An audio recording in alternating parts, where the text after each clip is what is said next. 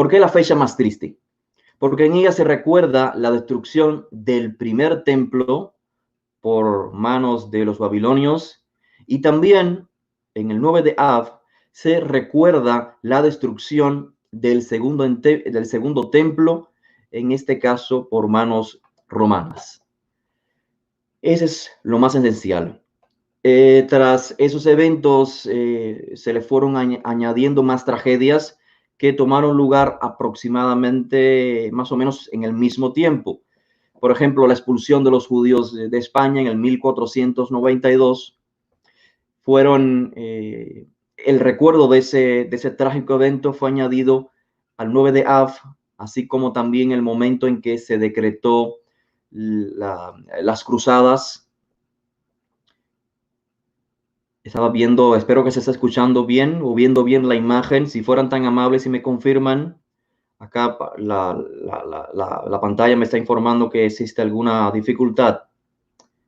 Si fueran tan amables de confirmarme para no continuar en vano, les agradecería. Vamos a esperar unos segundos en que algunos de los Hadarim me informen en el chat, por favor. Bueno, vamos a ir a continuar transmitiendo, esperando la respuesta de ustedes. Parece que hubo una desconexión. Pues bien, vamos a continuar de igual modo. Yo creo que esto queda grabado y luego podrá verse con más calma. Les decía que esencialmente lo que se recuerda en Tisha B'Av, el 9 de Av, es la destrucción de ambos templos. El primer templo por los babilonios y el segundo templo por los romanos. Se han ido añadiendo diferentes, digamos, catástrofes, eventos trágicos al 9 de Av. ¿Para qué? Para tratar de reunir todos estos tristes recuerdos en un solo día, de tal manera que no tengamos que estar recordando eventos trágicos durante tantos días en el mes. Así que en realidad, Tisha B'Av es parte de todo un periodo de luto de 3 semanas. 3 semanas que preceden el propio Tisha B'Av. Esto lo digo porque hay otros ayunos quizás menos conocidos, menos practicados, que están relacionados con Tisha B'Av. Todo comienza el día 17 de Tamuz. Tamuz es el cuarto mes del calendario hebreo. Según la Mishnah, este fue el día en que los romanos en el año 70 lograron romper los muros de Jerusalén. Así que todo comienza 3 semanas antes de Tisha B'Av. Las costumbres quizás ustedes ya las conocen. Voy a decir las más populares, las más conocidas. Durante este periodo, es decir, no solamente en Tisha B'Av, sino a partir del 17 de Tamuz, no es costumbre casarse ni celebrar festividades, no es usual comer carne, la gente no se corta el cabello, y todo eso porque en la antigüedad estas eran acciones que se consideraban como signos de alegría o lujos inapropiados para una época o para un momento de duelo. El 17 de Tamuz existe la costumbre de ayunar mediodía, más el 9 de Av se ayuna todo el día, así como Yom Kippur, ni bebida, ni comida, de igual manera. El 9 de Av es usual abstenerse de no usar cuero, tampoco se mantienen relaciones maritales, existe la costumbre de no lavarse el cuerpo o usar perfumes, y en el contexto ya comunitario, sinagogal, pues se lee Megilat Ejá. Este es el libro de las Lamentaciones, un libro escrito, o sea, el autor es uno que sobrevivió el evento de la destrucción del primer templo. También es usual cantar las Kinot o elegías, es decir, la lectura, mejor dicho, de poemas de lamentaciones. En su mayoría estos Kinot o poemas de lamentaciones fueron escritos durante las épocas de las cruzadas. Es importante tenerlo claro para las conclusiones finales. Las Kinot, en su gran mayoría, provienen de la época de las cruzadas. Ahora, realmente, estimados Haverim, existen 4 ayunos relacionados entre sí. Primeramente, el más importante, ya dije, Tisha B'Av, le sigue Shiva Azar Betamuz, o el 17 de Tamuz, que es cuando las murallas de Jerusalén fueron tomadas por los enemigos. Luego tenemos Son Gedalia. Es una temática mencionada en el libro de Jeremías, capítulo 41. Som Gedalia es el ayuno de Gedalia, o recordando el evento de Gedalia. Gedalia es un gobernador muy importante, una persona justa, que fue asesinado. Y su muerte, claro, puso fin a la autonomía judía tras la destrucción del primer templo. Luego el cuarto ayuno es Asara Betebet, o el 10 del día del mes décimo, que también es mencionado en el libro de Zacarías 8:10. Esta fecha en Tebet, o en el mes décimo, es cuando el rey Nebuchadnezzar, en hebreo Nabucodonosor, perdón, decidió sitiar a Jerusalén. Pues bien, ahora viene la parte central de nuestra charla. Halágicamente hablando, todo esto que expuse son tradiciones conocidas en el mundo halágico, en el mundo, digamos, más secular. Ahora, halágicamente hablando, estamos nosotros como movimiento, como expresión judía, obligados a ayunar en estos 4 días de ayuno. Es nuestra costumbre ayunar, inclusive estamos obligados a celebrar, a festejar el día de ayuno en lugar de ayunar, porque también halágicamente se toma esto en cuenta. Pero lo primero que quisiera que consideren, o sea, quiero enfocarme en una errada mentalidad o en un razonamiento errado respecto a estas prácticas. Lamentablemente existe una mentalidad, y esta es que mientras más tradiciones yo practico, más piadoso soy. Estoy mejor con Dios cuando yo cumplo con todas las tradiciones de mi pueblo, sin tomar en cuenta el sentido tras las tradiciones. En otras palabras, desde un punto de vista halágico, o sea, práctico, estos 4 ayunos no son inmutables. No son inmutables desde el punto de vista de todas las expresiones judías. Los 4 ayunos que conmemoran las destrucciones de los 2 templos de Jerusalén no son inmutables. Fueron establecidos debido a circunstancias. Cuando esas circunstancias ya no están, no es obligación, de hecho, no es necesario ayunar. Y seguramente muchos tradicionalistas se incomodarían si decimos que, según la halajá, propiamente halajá rabínica, Shiva Azar Betamuz, el 17 de Tamuz, Som Gedalia, e inclusive Asara Betebet, estos 3 ayunos, fíjense, con excepción del 9 de Av, son opcionales en la actualidad según la halajá rabínica. Y podemos preguntarnos, si son opcionales, ¿por qué hay quienes lo practican en la actualidad y lo publican como si fuese algo de gran piedad, cuando los propios poskim, los propios que dictaminan la halajá, lo ven como algo opcional? Enfatizo, con la excepción del 9 de Av. Quizás muchos no lo sepan, que según la halajá ortodoxa, con excepción del 9 de Av, estos 3 ayunos son opcionales. ¿Cuál es la lógica? ¿Por qué son opcionales? Primeramente porque lo que ya dijimos, los ayunos no son inmutables. Estos 4 ayunos no son inmutables, fueron establecidos debido a las experiencias, a situaciones muy particulares por las que pasamos. Cuando esas circunstancias dejan de ser, no hay razón por la que continuar ayunando y lamentándose.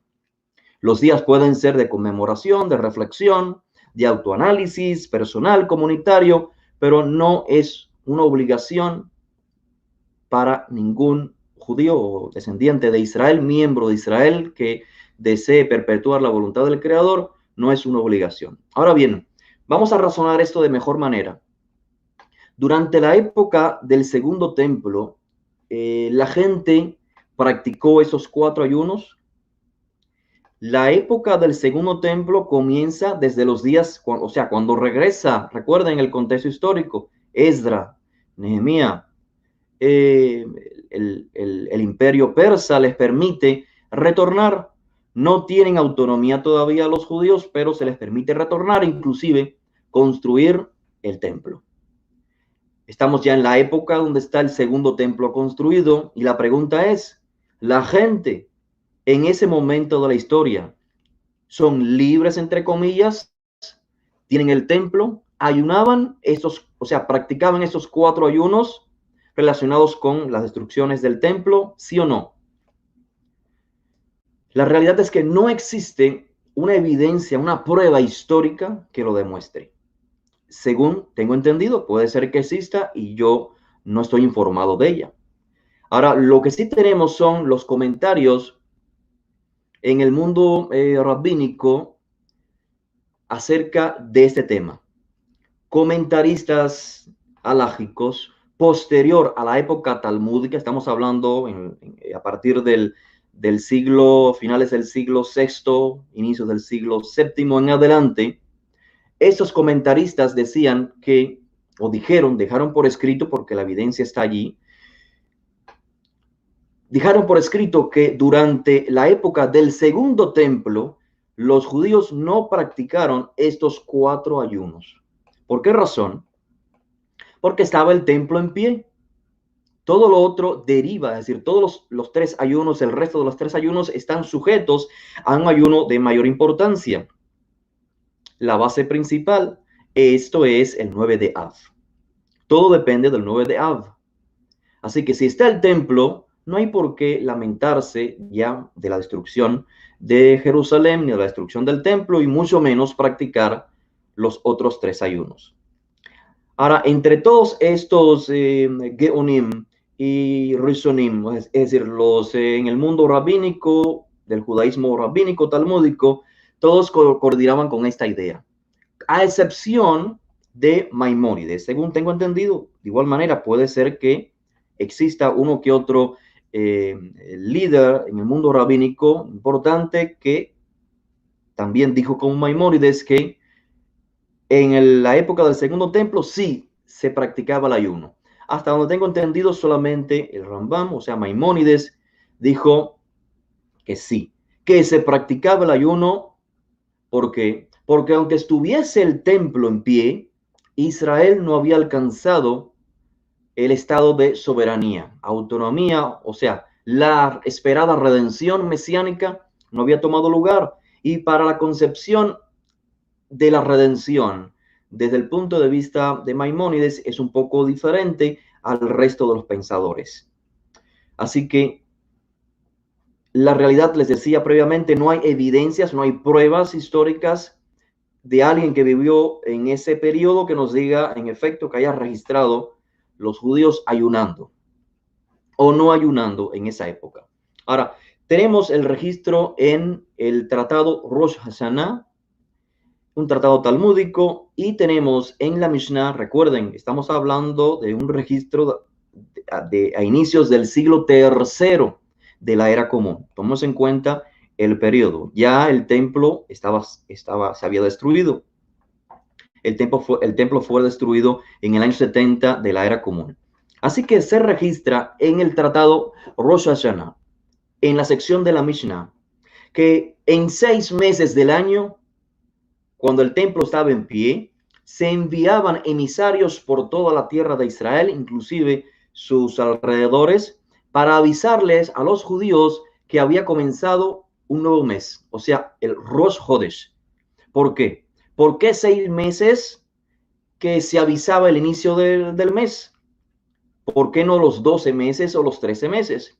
Porque hay convocaciones, conmemoraciones en 6 meses del calendario hebreo. Por ejemplo, el primer mes, el mes de Aviv o Nisan, el primer mes del calendario hebreo, es importante saber cuándo es Rosh Hodesh, cuándo inicia, para poder establecer entonces ¿Qué día es el 14? Porque se celebra Pesaj al atardecer. Se menciona también la Mishnah en el tratado Rosh Hashanah el mes de Av, o sea, el quinto mes. ¿Por qué tenía que ser anunciado a todos los judíos que había comenzado el quinto mes? Porque se practicaba el ayuno del 9 de Av. Y esta es una de las supuestas evidencias, entiéndase lo que dije previamente. La Mishnah no se origina en el primer siglo.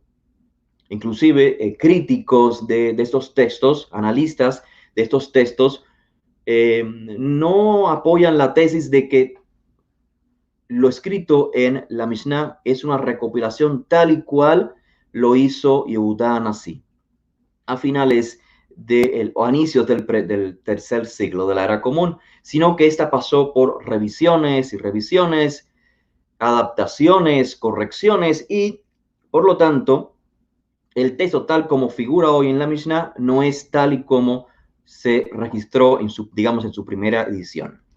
Tomando esto en cuenta, vamos a suponer que el 9 de Av también era un mes que se requería avisar a los judíos cuando iniciaba, porque se practicaba el ayuno del 9 de Av. Ahora, otro mes es Elul. ¿Por qué? Porque tenemos, claro, en Elul, Yom Teruah, también llamado en el mundo rabínico Rosh Hashanah. El mes de Tishrei, porque tenemos, o sea, el séptimo mes, tenemos a Yom Kippur, Sukkot, así que es importante para establecer estas fechas saber cuándo inicia el mes. También se hace mención en el tratado Rosh Hashanah de el anuncio de Rosh Hodesh de Kislev, porque en Kislev tenemos la celebración de Hanukkah, lo mismo en Adar, porque tenemos Purim, en Iyar, porque tenemos a Pesach Sheni, la segunda oportunidad para celebrar Pesach. Ahora, esto dice la Mishnah. Viene la Gemara años posteriores a comentar respecto al registro de la Mishnah y dice, se hace la pregunta, ¿por qué no se mencionó Rosh Hodesh de Tamuz? O sea, del cuarto mes. Porque existe el ayuno de Tamuz, el 17 de Tamuz. ¿Por qué no se menciona? La deducción es porque no se ayunaba el 17 de Tamuz durante la época del segundo templo. Otra pregunta, ¿por qué el Rosh Hodesh Tevet tampoco es anunciado a los judíos si es que en Tevet tenemos el 10 como otro ayuno? La deducción lógica es porque no se practicaba ese ayuno en la época del segundo templo, al menos en la época donde se escribió la Mishnah. Ahora, esta cita, aunque no menciona obviamente el Som Gedalia, también se supone que era un ayuno que no se practicaba. Ahora bien, ¿cuál es la base de todo este planteamiento hasta ahora? La base de todo es Zeharia Hanaví, lo que está registrado en el libro del profeta Zacarías. Y vamos a leer esa sección rápidamente. Bueno, no toda la sección, obviamente, pero aquellas que son de nuestro interés para comprender esa temática. Yo les animo que si quieren comprenderlo a profundidad, pues que se den el tiempo de leer Zacarías 7, 8 y 9. Bien, llegamos a Zacarías capítulo 8 y estamos en el momento en que el templo ya está en proceso de construcción. Muchas personas, muchos israelitas no quisieron retornar a la tierra de Israel. Unos sí, otros no. Así que desde Babel enviaron un mensaje al profeta Zeharia a la tierra de Israel sobre un tema halágico. Claro, en aquel momento el término no se empleaba, pero la realidad era acerca de la práctica de la vida judía. Curiosamente, estos mensajeros, con esta pregunta halágica de si hay que ayunar el 9 de Av, después que está ya Jerusalén en manos judías y está en proceso la construcción del templo, curiosamente, los que envían esta petición no la hacen llegar a un rabino, obviamente sería anacrónico, pero no se la hacen llegar a un jajam, sino a un profeta, a un naví, a un sacerdote. Zacarías, el profeta Zacarías también era sacerdote, y esto evidencia lo que hemos estado narrando, comentando, exponiendo en las charlas previas. Según la Torá, quien tiene la autoridad eran, en la época de los templos, eran los Kohanim, los sacerdotes, y también los profetas, pero quienes estaban encargados en transmitir Torá y la halajá eran los Kohanim Leviim. Así que continuamos en la evidencia. Iniciamos, en lugar de Zacarías 8, vamos a iniciar con Zacarías capítulo 7, el verso 7. Y dice así rápidamente: en el año cuarto del reinado de Darío, en el día cuarto del noveno mes, el mes de Kislev, el Eterno dirigió su palabra a Zacarías. Dice: Bet el Sar Etzer había enviado a Regen Melech junto con sus colaboradores para implorar la voluntad del Eterno. Fíjense, para implorar la voluntad del Eterno a través del profeta. Dice: preguntar a los Kohanim del templo del Eterno y a los profetas. La autoridad, según la Torá, está en manos de ¿quién? ¿De los sabios? No, está en manos de los Kohanim. ¿Por qué? Porque habían sido instituidos por decreto divino a que se dedicasen al estudio de los mandamientos. Por lo tanto, las preguntas debían ser dirigidas a ellos. En el momento que ellos abandonaron, en la época del segundo templo, en la época final, donde comienza la corrupción y el partido de los saduceos toma el poder, pues comienza a desarrollarse un nuevo pensamiento entre el pueblo judío. Es decir, si ustedes no van a dedicarse a exponer la Torah, tendremos que hacerlo nosotros. Y comienzan entonces no solamente Kohanim, que están disgustados con el partido de los saduceos, sino que empiezan también otros sabios y el movimiento fariseo también a exponer la Torah por su cuenta. Y quizás este es el contexto de Mateo 23 sobre la silla de Moisés. Se han sentado, dice, los sabios y los fariseos, en lugar de los sacerdotes. Pues bien, una vez más, se le envía a Zacarías la pregunta para indagar la voluntad del Eterno. Y la pregunta a Zacarías es: ¿debemos hacer duelo el quinto mes, o sea, el 9 de Av, y abstenernos de ayunar, tal como hemos hecho durante muchos años? Claramente era una práctica que se estaba llevando a cabo por un periodo aproximadamente ya de 70 años de exilio.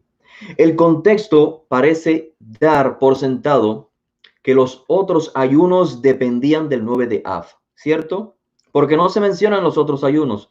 La petición es específica: el ayuno del mes quinto. Debemos continuar el duelo y abstenernos, o sea, ayunar, ¿sí o no? El contexto de la pregunta está muy claro. Judíos israelitas de aquel momento tenían la práctica de ayunar porque era una necesidad. O sea, vamos a trasladarnos a ese mundo. 70 años de un exilio. Imagínense la destrucción de Jerusalén por manos del imperio babilónico. La expulsión, las masacres. Los judíos son expulsados y llevan ya 70 años lamentándose de esa tragedia. 70 años ha sido parte de su vida. ¿Por qué? Porque el templo es el lugar de la manifestación divina en Israel en aquel momento. La vida judía no se puede concebir completa sin el templo. El templo es el medio, eso es lo más importante comprender del templo. No solamente que era el medio de la manifestación divina en la tierra de Israel, sino que el templo era el medio para mantener la alianza del pueblo de Israel con el Todopoderoso. La alianza era obedecer al Todopoderoso, llevar a cabo su objetivo, el cual implicaba la obediencia. a ciertas normas, a los mandamientos. Cuando no se obedecían los mandamientos de manera, digamos, o sea, a propósito, desobedecer al Todopoderoso a propósito, eso se consideraba como avón, como una iniquidad, y la manera de remediarlo, o sea, la manera de mantenerse en alianza con el Todopoderoso era acudir al templo, el proceso de la expiación. Sin el templo, entonces, esta relación se ve dañada. Y claramente, el autor de la destrucción del templo, ¿quién es? Hashem. No, el templo siempre, o sea, las dos veces que fue destruido, fue debido a la conducta del pueblo de Israel. Por ello es sumamente importante comprender el contexto del duelo y del ayuno. O sea, no ayunamos, por favor, comprendamos, esto es la base central para comprender la temática de hoy. No ayunamos solamente para recordar algo del pasado. No, ese no es el objetivo, el único objetivo, sino que ayunamos o nos lamentamos de ese evento por las implicaciones que ese evento tiene en nuestro presente. Y de igual manera, porque tenemos expectativas de un futuro sin esas calamidades. Lo voy a repetir porque eso es importante tenerlo claro.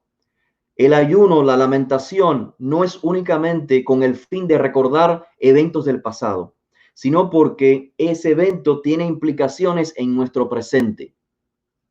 Y queremos o esperamos un futuro diferente. Eso es lo que nos mueve a ayunar. No nos mueve a ayunar o a lamentarnos el hecho de que nuestros abuelitos lo practicaban. Esa no es la razón válida del por qué hacerlo. Porque hay una tradición, esa no es la razón válida. La razón válida es porque queremos un futuro diferente, porque el presente está siendo afectado por eventos del pasado. Pero si ya está reconstruido el templo, hay que seguir con el duelo y con el ayuno, era la pregunta que procuraban los judíos de aquella época que el profeta, el sacerdote, les diera, la respuesta que les diera proveniente del Eterno. Quizás la pregunta se deba a que Israel todavía estaba en un proceso de autonomía. Sí, se estaba construyendo el segundo templo, pero todavía no son absolutamente libres. Todavía no existe un gobierno teocrático en la tierra de Israel. Y es por eso que se transmite la pregunta. Si la realidad cambia, o sea, la realidad anterior cambia, aún no somos el Israel en esplendor, pero se está reconstruyendo el templo. Hay que seguir en duelo, hay que seguir lamentándose y ayunar. Entendamos que ya la costumbre había sido hecha parte de la vida judía. 70 años, estamos hablando ya más de una generación en esa práctica, con esa lamentación, porque era una realidad del presente de ellos. Así que en la modernidad, entendamos, cuando una expresión judía dice o decreta hay que lamentarse el 9 de Av, no es simplemente para recordar algo del pasado. El que lo haga así no está claro aún con la halajá rabínica. El objetivo de el ayuno es traer al presente Jerusalén, el templo, lamentarse porque ahora no podemos vivir una vida en el templo, porque ahora no podemos lograr la expiación. Eso es lo que se lamenta la persona, no porque hace miles de años, cientos de años, o en este caso ya 2000 años se destruyó el templo. Ese no es el enfoque. La respuesta entonces que da Zacarías el profeta es la siguiente, y se encuentra en el capítulo 7, en el verso 5, y leo brevemente algunas secciones. Hashem dice a través del profeta, así está registrado, cuando ayunaban y se lamentaban en el quinto mes, o sea, en el 9 de Av, y en el séptimo mes, en Tishrei, en el tercero de Tishrei, dice, desde ya hace 70 años, ¿acaso lo hacían para honrarme a mí? Pregunta Hashem a través del profeta. Y cuando comían y bebían, ¿no lo hacían acaso para su provecho? Paso al verso 8 y dice, Vaihi devar Hashem el Zecharia lemor. La palabra de Hashem, la palabra divina, llegó a Zacarías diciendo, Ko amar Hashem Tzebaot. Así es, dice Hashem de los ejércitos. Mishpat emet, justicia verdadera. Chesed, rahamim, asu ish et achiv. Juzguen con justicia y equidad. Practiquen con sus hermanos la lealtad, el amor, la compasión. Tengan responsabilidad los unos con los otros. Eso es lo que Hashem dice a través del profeta. El mensaje que el mundo legalista no deja ver está muy claro en el texto. Alguien que se quite los lentes legalistas puede comprenderlo. Hashem dice, yo no les he ordenado a ayunar o a estar de luto. Es algo que hicieron por ustedes mismos. ¿Por qué? Porque pensaban que era de beneficio para ustedes. Y en efecto, era una experiencia que por la cual estaban pasando. Y viene entonces Hashem a través del profeta a hablar de la esencia. ¿Qué es lo que yo les pedí? ¿Y qué es lo que yo les pido? Obviamente en el presente. Enfóquense en el presente. Mishpat emet, vehesed verahamim. El mensaje es transformar el ayuno, las calamidades en una acción positiva. Al final vamos a explicarlo de mayor manera. Vamos a continuar con esta perspectiva halágica desde el mundo rabínico para poder comprender por qué algunas expresiones judías creen que es necesario continuar el ayuno del 9 de Av y también de los otros ayunos, aunque sean opcionales, estos 3 ayunos, y por qué otras expresiones judías no creemos que es una obligación. ¿Cuál es la explicación halágica más popular al respecto de lo que ha dicho el profeta Zacarías?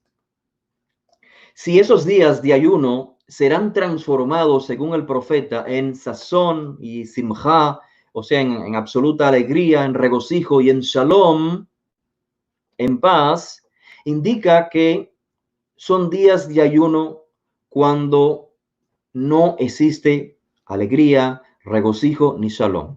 Creo que no leí la sección sobre la cual estoy virtiendo mi opinión, y es la sección en Zacarías donde dice Hashem, esos días de ayunos serán convertidos en momentos de sazón, ulesimjá y también de shalom. Entonces, les decía que la explicación halágica de este cómputo de ideas que se desprenden de la lectura del profeta Zacarías es que cuando no haya alegría, cuando no haya shalom, regocijo, entonces hay que ayunar. Si existe algunos de estos momentos de alegría, de regocijo y shalom, entonces no hay que ayunar. Los comentaristas halágicos explican que shalom se refiere a el templo. Según Rashi, el tiempo en que haya shalom, ya dije sazón y simjá, hay que celebrar. En lugar de ayunar, hay que convertir esos días de alegría y festejo. Pero la Gemara dice que cuando la situación es adversa, totalmente hay que poner en práctica los 4 ayunos. Vimos que en la época del segundo templo no se practicaba el ayuno, al menos los 3 ayunos, con excepción de Av, que según algunos se practicaba, según otros no. Pero ¿qué tal si, digamos, no hay templo, pero a la vez ya no hay persecuciones? Como en la actualidad, ¿cierto? Hoy los judíos pueden ir a la tierra de Israel, la mayoría de ellos, aunque no haya templo. Los países que eran considerados antisemitas o que perseguían a los judíos, quizás pueda haber uno que otro país donde aún se procure esto, pero la realidad es que existen gran cantidad de países donde el judío puede vivir, donde el judío no es perseguido. Así que según la halajá basada en la Gemara, la halajá rabínica, esos 3 ayunos son opcionales. opcionales, con excepción, ya dije, el 9 de Av. ¿Por qué? Porque no hay templo. Y si no hay templo, es una obligación ayunar en el 9 de Av, según la concepción rabínica. Cada persona es autónoma, decide qué hacer. La Gemara hace entonces una distinción entre Tisha B'Av, el 9 de Av, y los otros ayunos. Inclusive tenemos un registro llamado Halachot Gedolot, un registro en la época de los Geonim, entre el año 600 y el 1000, y dice claramente este registro de gran autoridad halágica en el mundo rabínico, que solamente Tisha B'Av es obligatorio. No dice más nada. El judío debe ayunar en Tisha B'Av, más nada. ¿Por qué? Porque en esa época no existían las persecuciones. No existía el templo, es cierto, pero no existían persecuciones. Ahora, en la época de las cruzadas, luego en la época donde impera el Islam, la persecución, los impuestos judíos, se volvieron a aplicar estos 3 ayunos, que eran anteriormente opcionales. Pero en la actualidad, según la halajá rabínica, ya en la actualidad, son opcionales una vez más. Solamente Tisha B'Av es obligatorio. ¿Por qué? Porque no hay Shalom, entiéndase, no existe el templo. Ahora, ¿cuál es nuestra posición? Acá viene nuestra respuesta, después de todo aquello que hemos ya explicado, el contexto que hemos creado. Y nosotros volvemos a la fuente, porque una vez más no estamos hablando, basándonos, o sea, nuestros dictámenes no se basan simplemente porque nuestros abuelitos ayunaron, nuestros ancestros tenían esa costumbre y simplemente nosotros seguimos costumbres ancestrales. Esa no es la realidad, esa no es nuestra objetividad respecto a la halajá. ¿Cuál es nuestra posición? Vamos a la fuente. La fuente, una vez más, Zacarías. En el capítulo 8 leímos, así dice el Eterno, los ayunos del 4º mes, del 5º, del 7º, del 10º, se convertirán para Yehudá en días de, dice, lesazón, ulesimja, ulemoadim tovim, de días de alegría, de regocijo, días de festividades solemnes. Pero sigue diciendo, y esta es la parte clave, Ve'haemet, ve'ashalom, Ehavu. Pero deben amar, emet, entiéndase, honestidad, deben procurar la honestidad y el shalom. Entiéndase shalom como integridad. Shalom de emet, honestidad e integridad. Una vida de justicia y equidad es lo que les permitirá al pueblo de Israel que esos días sean transformados en sazón, simja y le moadim tovim. La respuesta, fíjense, no es lo que estaría esperando quizás el mundo halágico desde la perspectiva rabínica. ¿Se ayuna? Zacarías, por favor, ¿se ayuna? Pregúntele a Hashem. Y Hashem responde sí o no. No es la respuesta. Hashem no dijo lo uno o lo otro. Tampoco podemos deducir de estas palabras que Hashem está diciendo a través del profeta que cuando todo mejore, cuando haya shalom, cuando haya simja, cuando haya sazón, entonces vamos a transformar, vamos a decretar, va a haber un decreto halágico que va a decir, estos 4 días de ayunos ahora van a ser festivales. No es el contexto halágico, no es lo que está diciendo el profeta. Hashem habla a través del profeta haciendo referencia a la esencia del asunto. Y Hashem está diciendo, en lugar de enfocarse en la lamentación, la cual yo no te la ordené, yo no te ordené que te lamentaras. En lugar de enfocarte en el ayuno, en el lamento, enfócate en las razones del por qué la lamentación. Enfócate en lo que yo te ordené. ¿Qué es lo que yo te ordené? Gesed, dice Rahamim, Mishpat Emet. Gesed es el compromiso, la lealtad de una persona para con su semejante, procurar el bien en la sociedad. Zacarías 8:16 dice así, estas son las cosas que deben hacer. Por eso les animo, estimados Javerim, que lean todo el contexto, no solamente versículos. Estamos acostumbrados en la actualidad a leer versículos. ese concepto de versículos. Aquí está escrito tal cosa y se lee un versículo como si ese fuera todo el mensaje. Eso no es la esencia del mensaje de los profetas. Los profetas, los autores del Tanaj, inclusive de los libros que se escribieron en el primer siglo, no conocieron este concepto de versículos. Y ellos no sabían lo que es versículos.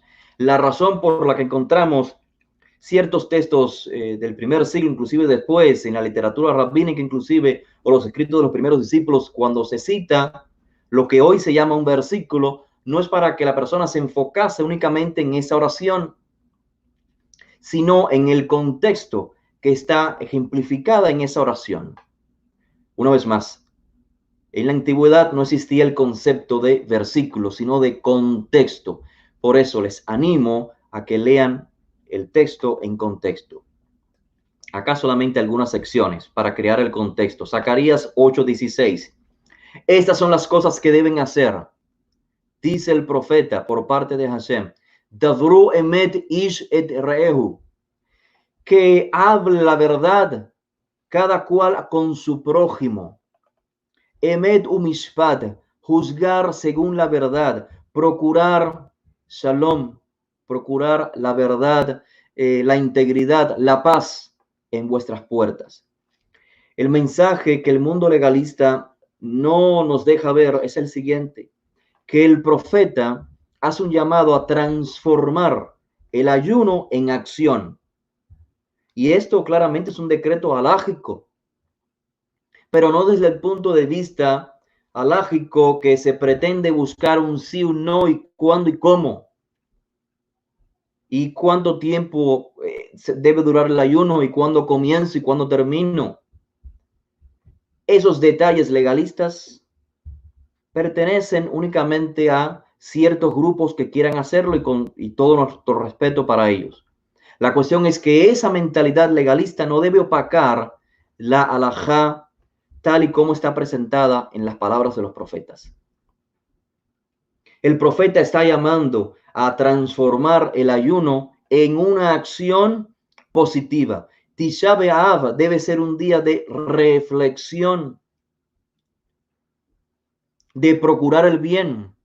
Sí, recordamos los eventos trágicos, pero vamos a crear en ese día charlas que nos ayuden a reflexionar, reuniones para que nuestros descendientes se proyecten en un futuro diferente al que estamos sufriendo aún, aquellos que aún vienen de lo que la generación actual está disfrutando, es decir, de poder vivir en la tierra de Israel una vez más, de tener a Jerusalén una vez más.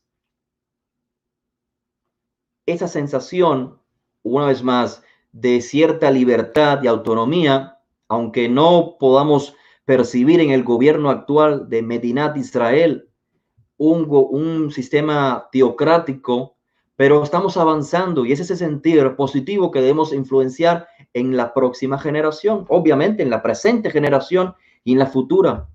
¿Cómo transformamos esos eventos trágicos? Procurando acciones altruistas, procurando con todos los medios que podamos en ser mejores judíos, mejores miembros del mundo entero, porque al final todos somos seres humanos, compartimos un planeta en común, tenemos una tierra en común. Así que no se trata únicamente de enfatizar en nuestra identidad, sino también en que somos parte de un todo.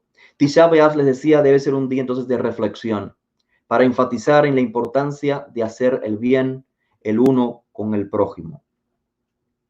Por lo tanto, en términos ya más prácticos, para aquellos que gustan el sí y no, el movimiento Naxrati da libertad para que cada persona, cada comunidad haga en Tisha B'Av lo que mejor entienda. Mi opinión particular, Abdiel no practica el ayuno en Tisha B'Av porque creo que, y así lo expongo, porque creo que cada persona es libre o no de ayunar, basado obviamente en las realidades de la actualidad del pueblo de Israel. Yo miro el 9 de Av y así lo comparto con los más allegados a mí. Comparto esta perspectiva de Av, del 9 de Av, desde un contexto un poco diferente al que expresan otras prácticas judías. El 9 de Av es un día, como ya dije, de inspiración. Y esto sin borrar la memoria de los eventos trágicos ocurridos. No estamos opacando los eventos trágicos, no estamos opacando la historia. Estamos construyendo un mejor mañana, porque al final de cuentas ese es el objetivo de la halajá evolutiva. Procurar un mejor mañana, tomando en cuenta el pasado y el presente. Usamos entonces el 9 de Av para comprender qué hacemos tras las tragedias. Tisha B'Av, más que invitarnos a reconocer el mal del que la humanidad fue capaz de hacernos, más que analizar ese aspecto, o sea, mirar como al exterior, desde, o sea, ponernos los lentes judíos y mirar a los demás como no judíos, yo creo que Tisha B'Av nos invita a algo más allá que eso. A salir de nuestras cuatro paredes y saber que cuando el pueblo de Israel no vive según los estándares y las exigencias de la Torá, perdemos la tierra, perdemos la autonomía, perdemos la conexión con Hashem. Así que Tisha B'Av viene a ser primeramente una autocrítica. Con ella, obviamente, una crítica constructiva. ¿Cómo podemos mejorar el mañana? Y dentro de ese análisis, obviamente, ver cómo otros pueblos nos agredieron y fueron capaces de comportarse de una manera tan baja. Pero sin olvidar que fuimos nosotros el motor que permitió ese abuso. Fue nuestra conducta la que permitió ese atropello. Creemos que la transición de una era con templo a una era sin templo era inevitable. Era inevitable. Hace 2000 años, hace 1000 años, el pueblo de Israel tendría que transitar de esa época con templo.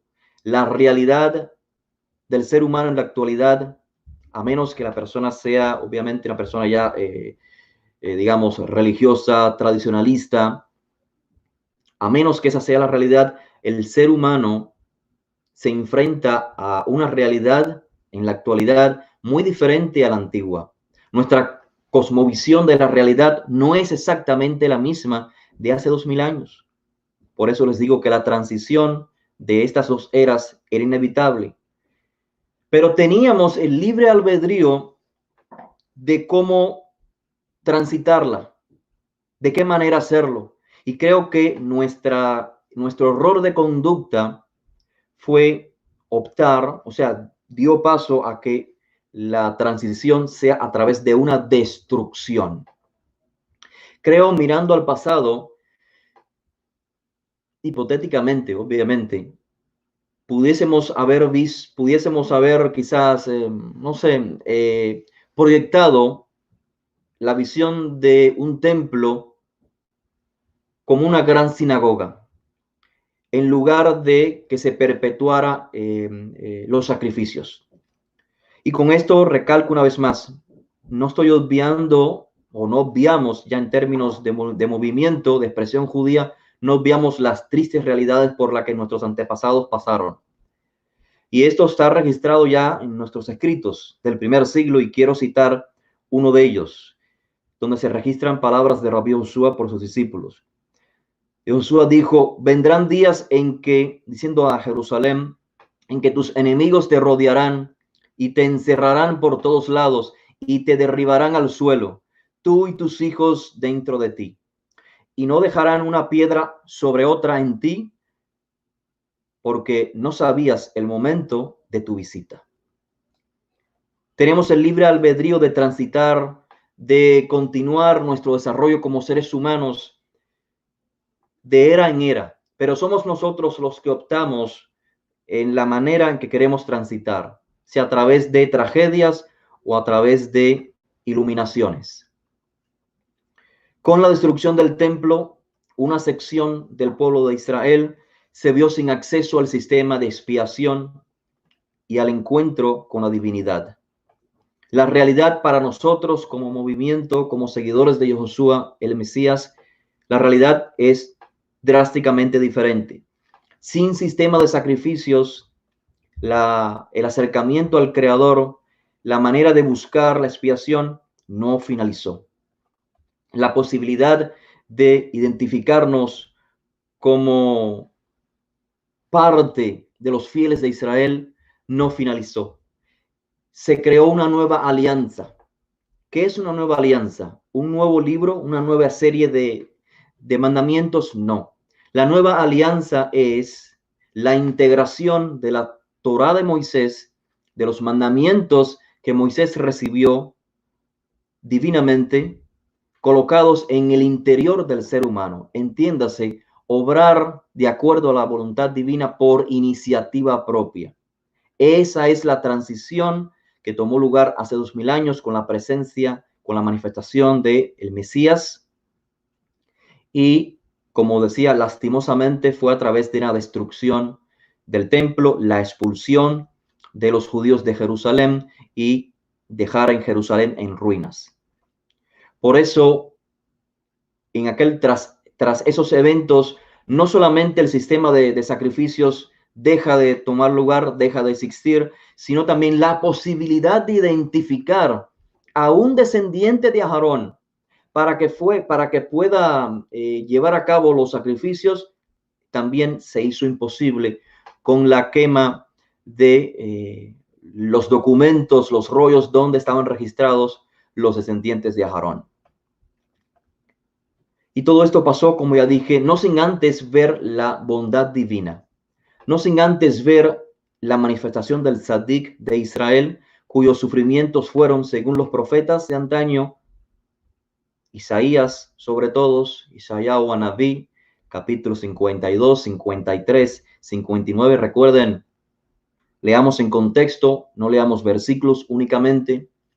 Los sufrimientos de este Tzadik, del rey de Israel, del Ben David, por designio divino, sus sufrimientos fueron aceptados como la expiación para los penitentes de Jacob, como dice el profeta. Cuando aquellos que estén en Jacob se vuelvan de sus pecados, de sus iniquidades, Hashem tiene el Redentor que puede acercarlos a él para establecer una mejor relación en términos de alianza. Hashem no ha desechado al pueblo de Israel. Continuamos siendo el pueblo elegido con una misión, con un proyecto que aún no finaliza. El proyecto es ser una nación ejemplar. Por lo tanto, desde este punto de vista de nuestra expresión judía, no estamos interesados en la reconstrucción del templo. No creemos que es algo viable, no creemos que es la voluntad del Creador para nuestros días, ni para el futuro. O la renovación, obviamente, del sistema de sacrificios. Si en algún momento si existiera la posibilidad de crearse algo que se llamase el Beit HaMikdash, creo que funcionaría ya como una especie de gran sinagoga, no tal y cual como un Beit HaMikdash, no como el lugar del santuario, porque con la manifestación del Mashiach, la inspiración divina, la Shekhinah, puede ser parte íntegra de cada y uno de los hijos de Israel. Creo que a través del Mashiach, del justo rey de Israel, tenemos acceso a esa Shekhinah. Lamentamos, sí, la destrucción del templo, obviamente, pero no con ayuno. Lamentamos la destrucción de Jerusalén, sí, pero no a través del ayuno. Hoy no tiene razón el por qué, desde nuestra concepción, una vez más, respetando a los demás, no tiene sentido ayunar por ello.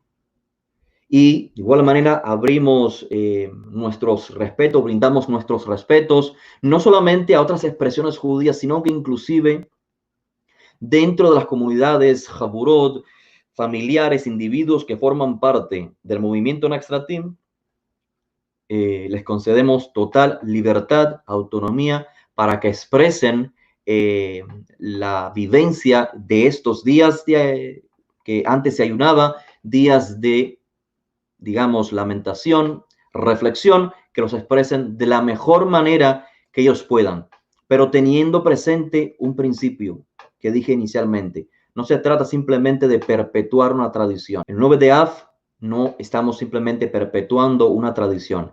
Estamos procurando que el presente, o sea, estamos teniendo presente que el pasado nos afecta el presente, sí o no. ¿De qué manera nos lo afecta? Entonces nos proyectamos a un futuro mejor. Con estas palabras entonces finalizo, no sin antes agradecerles por el tiempo que me han brindado y animarles a que continúen pendientes de las próximas charlas